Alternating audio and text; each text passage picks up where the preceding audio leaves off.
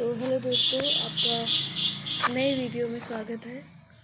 और आज का जो टॉपिक रहेगा हमारा राजस्थान के धार्मिक आंदोलन रहेगा, जिसके अंदर हम संत और संप्रदाय के बारे में पढ़ेंगे।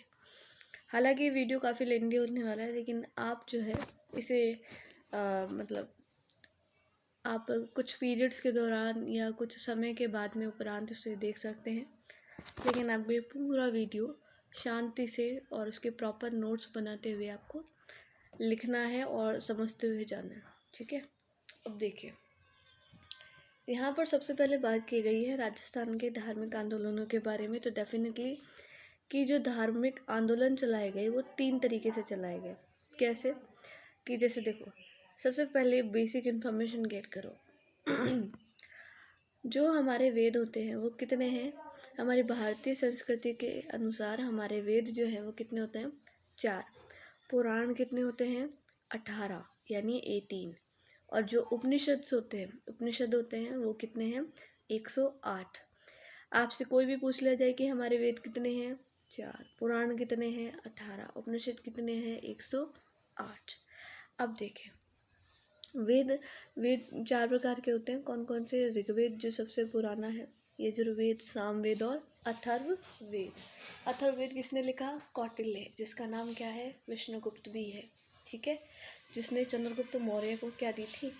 सीख दी थी, और उनको तलवारबाजी और शास्त्रों का ज्ञान और जो तलवारबाजी वगैरह किस तरह से लड़ा जाता है अपने दुश्मन से, जो राजनीति होती है, कूटनीति होती है, किसी भी राज्य के ऊपर किस तरह से आक्रमण करना चाहिए, कैसे अपने वश में लाएं या किस तरह से अपने हक में उस साम्राज्य को कर ले। ओह ठीक है। अब यहाँ पर हम पढ़ने वाले हैं भक्ति। भक्ति 3 तरीके से होती है। कैसे? एक होती है सगुण भक्ति, एक कौन सी होती है? मिश्रित भक्ति, और एक कौन सी होती है? निर्गुण भक्ति। सगुण भक्ति में क्या होता है? इसमें हम जो साधन होते हैं, साधन जैसे आपने देखा होगा कि अपने ही घरों में देख लो आप, जो पिताजी है, माताजी है, जो जब भी भगवान की पूजा करते हैं तो हम लोग मूर्ति या कुछ तस्वीर वगैरह फोटोग्राफ्स होती हैं, जिसमें हम क्या करते हैं? माला उनको चढ़ाते हैं, तिलक निकालते हैं। मूर्ति समथिंग मूर्ति कुछ होती है, मूर्तियाँ होती हैं, तो उनमें हम क्या करते हैं? नृत्य करते हैं, उनके सामने भजन गाते हैं, संगीत गाते हैं, है ना, ठीक है। और कई सारी मूर्तियों का विसर्जन भी होता है, जैसे गणेश जी का विसर्जन होता है ना आपके, ठीक है, गणेश, ठीक है। एक भक्ति होती है कौन सी? मिश्रित भक्ति, और एक कौन सी होती है? निर्गुण। मिश्रित में कौन सी होती है? सगुण और निर्गुण दोनों होती है, जिसमें आप माला, मूर्ति, भजन, नृत्य के साथ भी कर सकते हो और बिना इनके भी कर सकते हो, ठीक है। निर्गुण में क्या है? ये सब चीज़ें अपनाते नहीं है, यानी कि कोई माला का सहयोग नहीं, कोई मूर्ति नहीं, कोई कुछ नहीं, ये सिर्फ अपनी भक्ति करने में लीन होते हैं, ठीक है।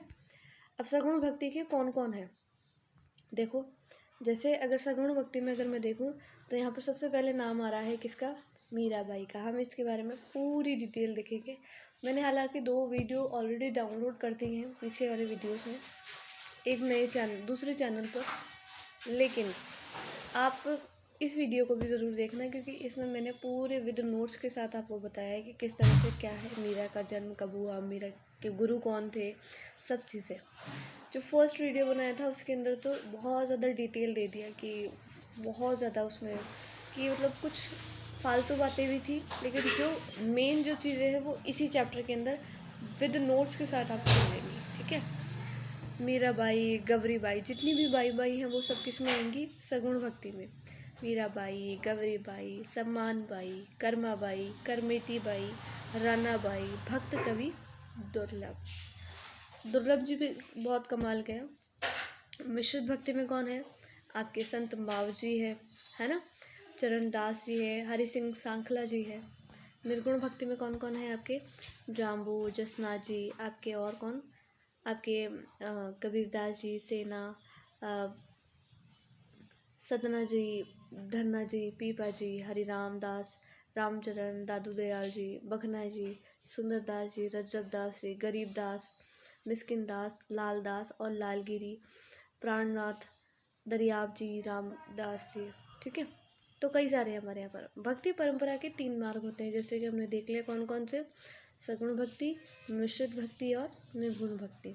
अब हम पढ़ने वाले हैं मीराबाई के बारे में। मीराबाई कहाँ की थी? मेड़तिया यानी राठौड़ वंश की थी। इनका उपनाम क्या था? राजस्थान की राधा या दूसरी रुक्मणी। मीरा का जो जन्म है वो 1498 यानी 1498 में हुआ था, और इनकी जब मृत्यु हुई थी वो कब हुई थी? 1546 में। अब देखिए यहाँ पर, अब यहाँ पर लिखा गया है, आराम से देखिए। जन्म जो है 1498 में हुआ है, कुर्की गांव पाली के अंदर। और कहाँ पर हुआ है? मीरागढ़ दुर्ग में। कहाँ पर हुआ है? मीरागढ़ दुर्ग में। बचपन का नाम इनका क्या है? कस्बूबाई या पेमल या कुंतल देवी है। इनकी माता का नाम वीर कुंवरी है। पिता का नाम रतन सिंह, जो बाजोली के जागीरदार थे, यानी नागौर के अंदर ही। इनके दादाजी कौन है? रावदूदा, जिन्होंने मीरा के लिए मंदिर भी बनाया था। ठीक है। इनकी दादी का नाम लाखा गंवर है। इनके चचेरे भाई का नाम जयमल मेड़तिया या वीरमदेव मेड़तिया भी है। भतीजा कल्लाजी राठौड़ है ना। और पति जो है इनके भोजराज है, जो कि सांगा के पुत्र हैं। अब देखिए, इनके जो गुरु रहे हैं, देखो, इनके गुरु रविदास भी रहे हैं, लेकिन रविदास का कोई जिक्र ही नहीं दे रखा है इन नोट्स के अंदर। ठीक है। अब देखो यहाँ पे चंपाजी, बचपन के जो गुरु हैं इनके कौन है? चंपाजी। पंडित गजाधर जो है इनके धार्मिक गुरु है, जिन्होंने इनको नृत्य की, इनको शिक्षा दी, और किस तरह से नृत्य की, कृष्ण लीलाओं का ज्ञान दिया, इन्हें अक्षरों की ज्ञान दिया। तो वो कौन थे? पंडित गजाधर जी। संत रैदास जी ने आध्यात्मिक गुरु थे ये इनके, यानी कि भगवान की ओर लेकर के जाना, भजन, मूर्ति, पाठ, पूजा, ये सब इन्होंने ज्ञान दिया। ठीक है। इनका लालन पोषण मेड़ता सिटी में हुआ और इनका विवाह चित्तौड़गढ़ दुर्ग में हुआ, जैसा कि मैंने बताया पंडित गजाधर जी ने किया। और मीरा का जो जन्म है वो मीरागढ़ दुर्ग में हुआ था, गुरुवार। विक्रम संवत में देखें तो 1555 में। वहीं अगर हम ईस्वी में देखें तो 1498। याद रखना, विक्रम संवत में 1555, जबकि ईस्वी में 1498। 16वीं सदी की ये बात है ये। और माता इनकी कौन थी? वीर कुंवरी। जब इनका जन्म हुआ तभी माता जो वीर कुंवरी है वो उनकी क्या हो गई? मृत्यु हो गई थी। चित्तौड़गढ़ दुर्ग की जो राजधानी थी वो कौन थी? मेवाड़। वहीं अगर हम देखें तो जो कौन है, जो राजा है, राणा सांगा। राणा सांगा के 4 बेटे हैं। कौन कौन? रतन सिंह, भोजराज, विक्रमादित्य, उदय सिंह। उदय सिंह के जो पुत्र है उन्हें आप भली भांति से जानते हैं, महाराणा प्रताप। बच्चा बच्चा जानता है इनके नाम को। इनके जो राजा है वो कौन है? राणा सांगा। पत्नी कौन है? रानी हाड़ा कर्मावती। इन्होंने केसरिया जौहर कर लिया था हाड़ा कर्मावती ने। ठीक है। इन्होंने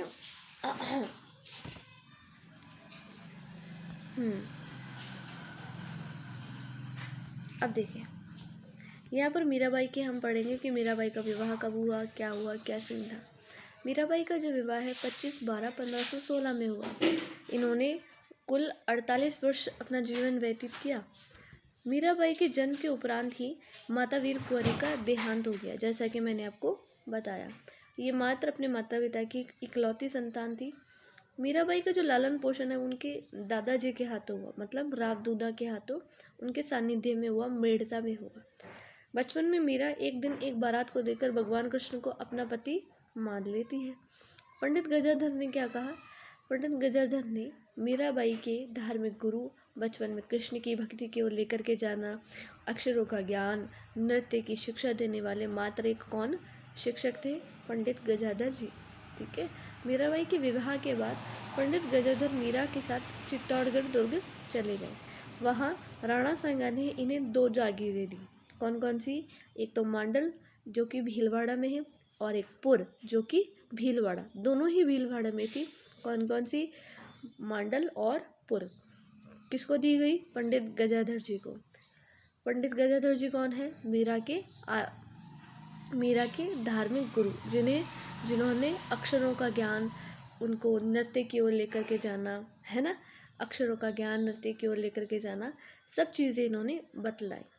मीरा का विवाह सन 1523 में 23 के अंदर मीराबाई विधवा हो गई। 25/12/1516 में आप देखो मीरा जी का जो है विवाह का देखिए, मीराबाई संग भोजराज कौन से दुर्ग में हुआ है? दूधागढ़ दुर्ग में। राणा सांगा ने मीराबाई के लिए चित्तौड़गढ़ दुर्ग में 2 निर्माण करवाए। देखो कौन से निर्माण कार्य काम करवाए? एक तो सबसे पहले उन्होंने कृष्ण मंदिर, जिसे मीरा मंदिर के नाम से भी जानते हैं, और एक कौन सा? कुंवर पदे का मंदिर, कुंवर पदे का महल। ठीक है। राणा सांगा और इब्राहिम लोदी के बीच में जो युद्ध हुआ वो 1517 खातौली का युद्ध था, और इब्राहिम लोदी दिल्ली का सुल्तान था। ठीक है। अब देखिए, अब ये 1527 में जब ये युद्ध हुआ तब इनके जो पति हैं, मतलब कौन? भोजराज, उनकी मृत्यु हो जाती है। ठीक है। अब ये अकेली पड़ जाती है, तो अब ये क्या करती है? अपना खुद का सब कुछ त्याग करके ये भगवान में लीन हो जाती है, भगवान की खूब भक्ति करती है। अब यहाँ पर देखिए, चारभुजा नाथ जी का मंदिर है मेड़ता सिटी नागौर में, और तुलसीदास जी की सलाह पर मीराबाई जो है अब कहाँ चली गई हैं? चित्तौड़गढ़ में चली गई हैं, और इन्होंने अपना सब कुछ त्याग दिया है, चित्तौड़गढ़ दुर्ग को त्याग दिया है, और वो अब वृंदावन की ओर चली गई हैं। जहाँ पर वृंदावन कहाँ है? यूपी में। जहाँ पर इनकी जो मुलाकात होती है, इनकी जो भेंट होती है, वो वल्लभाचार्य से होती है। वल्लभाचार्य जी के 2 उनके चेले थे, शिष्य थे, जीव गोस्वामी और रूप गोस्वामी। ठीक है। इन्होंने क्वेश्चन पूछा था कुछ, है ना, प्रश्न पूछा था कि आत्मा और परमात्मा, है ना, ऐसे कुछ था जिसमें बोलते हैं कि आत्मा जो है परमात्मा, मीरा जी ने आंसर दिया था कि आत्मा जो है परमात्मा में विलीन हो जाती है। आत्मा तो खुद अपन, ठीक है, खुद स्वयं, ठीक है, और परमात्मा कौन? जो ईश्वर। हम सभी का जन्म हुआ है, ठीक है, आप सभी मानते हैं हम सभी का जन्म हुआ है, और एक ना एक समय बात, एक ऐसा समय आएगा जिस दिन आप क्या होंगे? आपको भी इस धरती को छोड़ करके जाना पड़ेगा। तो जाना पड़ेगा तो आपको कहाँ जाना पड़ेगा? भगवान, आपको ईश्वर में। अगर आपने अच्छे कर्म किए होंगे तो आपका वापस से किसी योनि में जन्म हो जाएगा, मनुष्य योनि में।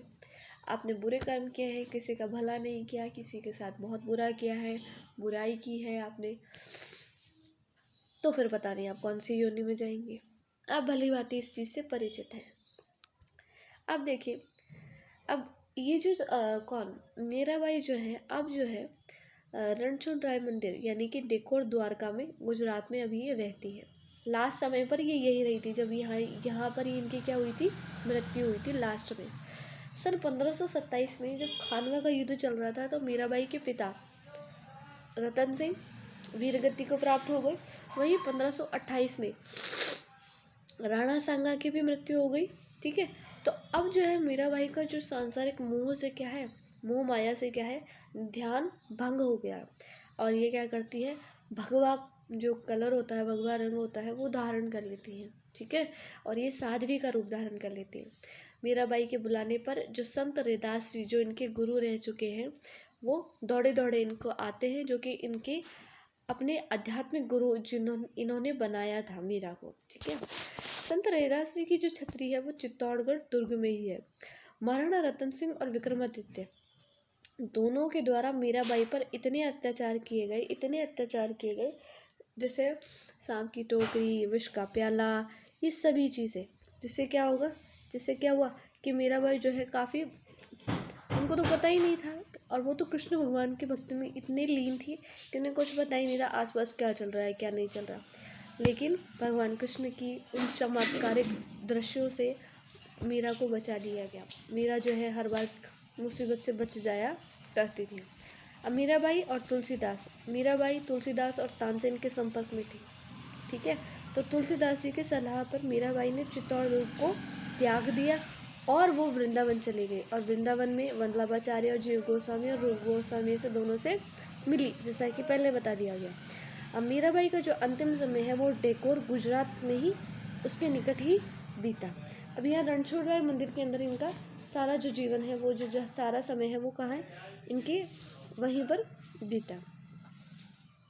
अब क्या हुआ कि जो मीराबाई है, अब इनकी जो भक्ति थी वो कैसी भक्ति थी? सगुण भक्ति थी। ठीक है। इनका जो भक्ति का भाव था वो दाम्पत्य भाव था, यानी कि अपने पति को रूप में मानती थी ना वो, अपने पति के रूप में कृष्ण भगवान को मानती थी। ठीक है, कांत भाव था, पति का भाव था। तो मीराबाई की कविता क्या कहलाई? पदावलियाँ कहलाई। मीराबाई की कविताओं का भाव क्या था? माधुर्य भाव था।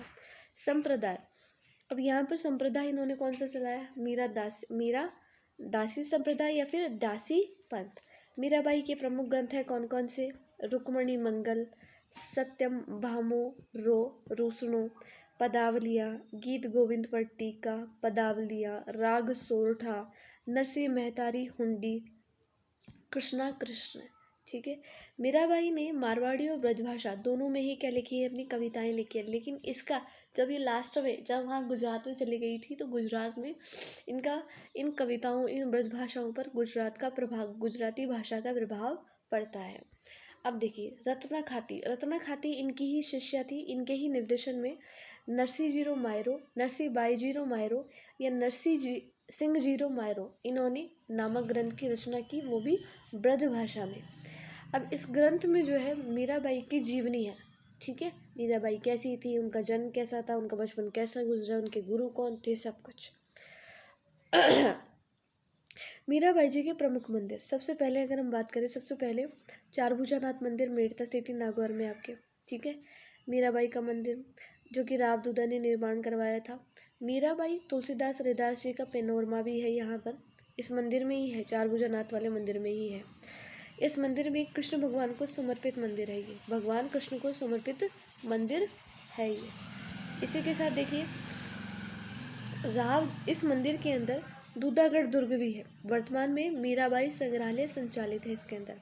इस मंदिर के निकट दूधागढ़ दुर्ग भी है, जिसमें वर्तमान में मीराबाई संग्रहालय भी संचालित है। इस मंदिर के पीछे औरंगजेब द्वारा उनकी एक मस्जिद बनाई गई है। कौन सी मस्जिद है? शाह जहानी मस्जिद है। कृष्ण मंदिर जो है आपके, कृष्ण मंदिर सॉरी एकदम आगे आ गए यार।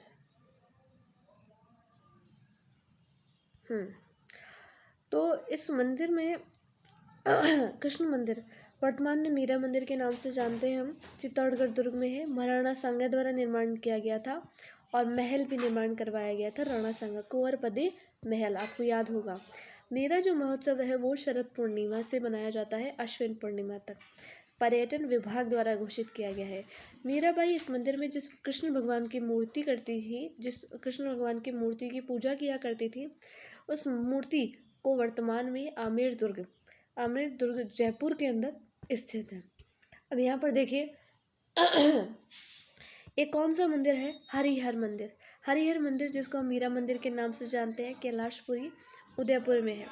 इसका निर्माण महाराणा कुंभा द्वारा करवाया गया था। अब देखिए एक मंदिर है आमेर दुर्ग में, जगत शिरोमणि मंदिर। अब देखिए ये जो मंदिर है वो रानी कनकावती के द्वारा बनवाया गया था। ये रानी कनकावती किसकी पत्नी है? ये मानसिंह फर्स्ट की पत्नी है।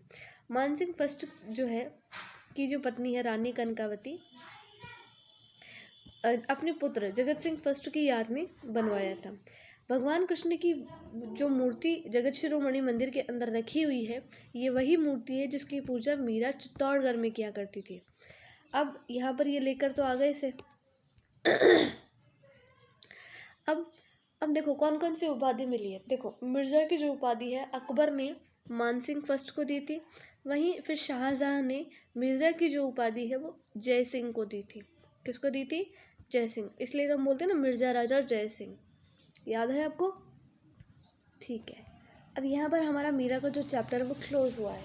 ठीक है, तो हम सगुण भक्ति के अंदर पढ़ रहे थे, मीराबाई को हमने पढ़ लिया है सब कुछ।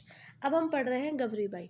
गवरीबाई जो है वांगड़ की मीरा कहा जाता है गवरीबाई को। ठीक है, तो गवरीबाई का जो जन्म है वो डूंगरपुर में हुआ है और ये एक गरीब ब्राह्मण में इनका जन्म हुआ है।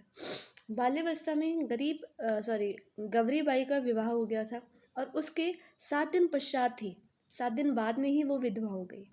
गवरीबाई ने कृष्ण भगवान को उस मूर्ति को अपना पति मान लिया। कृष्ण भगवान की जो मूर्ति थी उसे अपना पति मान लिया। अब गवरीबाई ने कीर्तनमाला नामक ग्रंथ की रचना की थी, बड़ी फेमस है।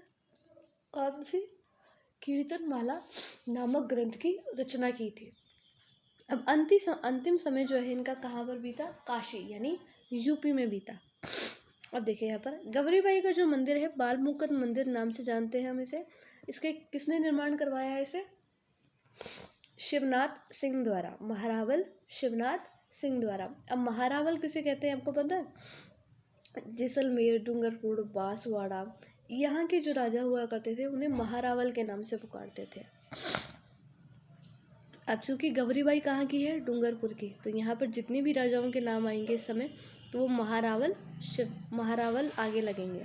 रानाबाई कहाँ की थी, ये हरनावा यानी नागौर की थी, राजस्थान की दूसरी मीरा।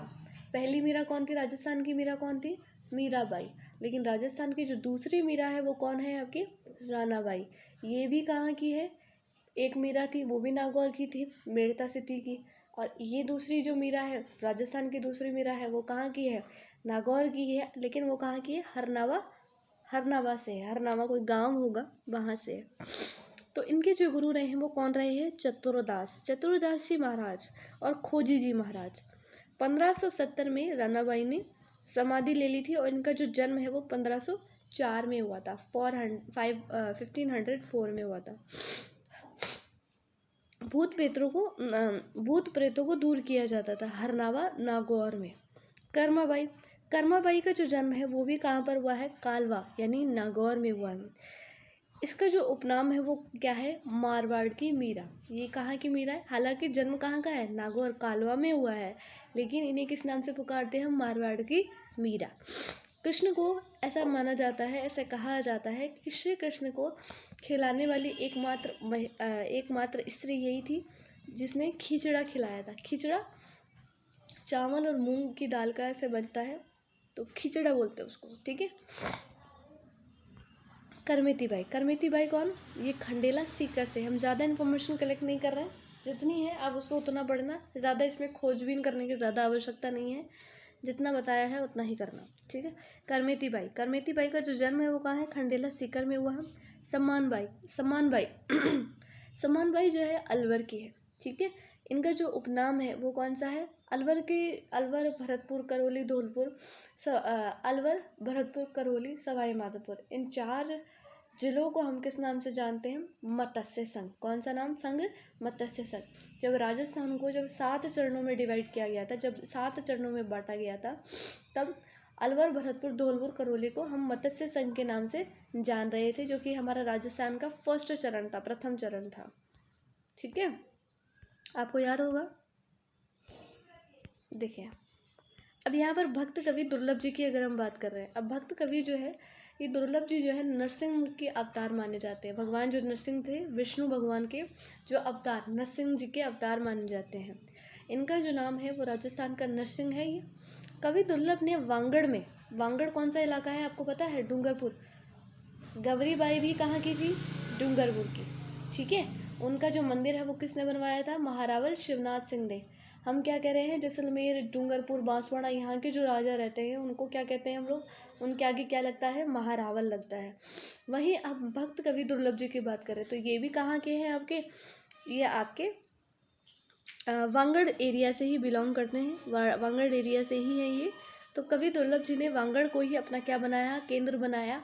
और जो भील जो जनजाति होती है उनमें जो है धर्म का, उनमें जो है भक्ति का क्या है, आध्यात्मिक रूप से उन्होंने संचार किया। कवि दुर्लभ जी ने भील जो जनजाति हैं उनके लोगों के अंदर भक्ति की ओर ले जाने का काम किया उन्होंने। भगवान कृष्ण, विष्णु, इनकी भक्ति पर उन्होंने बल दिया, ठीक है। राजस्थान की जो सगुण और जो साध्वी भूरीबाई का जो संबंध है, अब ये देखिए ये हमने इसमें कुछ में भी नहीं पढ़ा, लेकिन हम एक्स्ट्रा क्वेश्चंस भी लेकर चलेंगे ताकि आपको अगर कोई क्वेश्चन एक्स्ट्रा में दिखने को मिले तो हम लोग उसको कर पाएँ। सारी चीज़ पढ़ना ज़रूरी नहीं है, जो चीज़ इंपॉर्टेंट है वो चीज़ पढ़ेंगे, लेकिन अगर किसी की MCQ आ जाएंगे, कोई टाइप में जो क्वेश्चंस होते हैं उठाकर कहीं से भी दे देता है एग्जामिनर, ठीक है, तो आपको ध्यान रखना है। तो भूरीबाई का जो संबंध है वो कहाँ से है, आपके मेवाड़ से। कहाँ से संबंध है भाई, मेवाड़ से। अब हम पढ़ने वाले हैं राजस्थान के मिश्र संत और संप्रदाय के। अब सबसे पहले हम पढ़ेंगे किसके, संत मावजी के बारे में पढ़ेंगे। अब संत मावजी का जो जन्म है वो डूंगरपुर यानी साबला गांव में हुआ है, ठीक है। या साबलपुरी गांव भी बोलते हैं इसे। तो ठीक है, ये यहाँ पर जन्म हुआ है। कब हुआ है? 1719 में। कब हुआ है? 1719 में। संत मावजी का जो जन्म है वो माघ शुक्ल पंचमी में हुआ है। माघ शुक्ल पंचमी। संत मावजी, तो माँ से माँ है ना, तो माँ से माघ भी याद रख सकते हैं, पढ़ेंगे जब चीज़ें कनेक्ट करते हुए चलो आप। तो संत मावजी का जो जन्म है वो डूंगरपुर जिले के साबलपुर गांव में या साबलपुरी गांव में, साबल गांव में हुआ है। इनका जो जन्म है वो 1719 माघ शुक्ल पंचमी में हुआ है, जिसे हम बसंत पंचमी के नाम से भी जानते हैं। बसंत पंचमी को हम सरस्वती माता की भी पूजा करते हैं। किस चीज़ के लिए? ताकि हमें विद्या मिले, शिक्षा मिले, हम जो चीज़ें याद करें उसे भूले नहीं। अब देखो, तो ये औदिच्य ब्राह्मण परिवार में हुआ इनका जन्म। माता का नाम केसर देवी है, जबकि पिता का नाम दालाब ऋषि है। योग गुरु इनके कौन है? सहजानंद जी है। और इनकी जो पत्नियां हैं वो कितनी है भाई? 4 पत्नियां हैं। देखिए, रूपी जी, साहू जी, बखलू जी और मनु जी। याद रखेंगे कौन कौन है? रूपी जी, साहू जी, बखलू जी, मनु जी। ठीक है। इनके पुत्र का नाम है उदयनाथ, ये उदयनाथ। पुत्र वधु मतलब पुत्र की वधु, पुत्र वधु।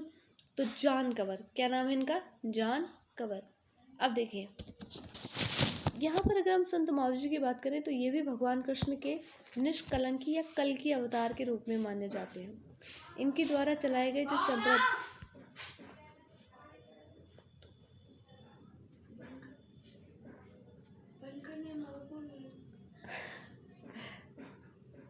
आज की क्लास यहीं खत्म होती है।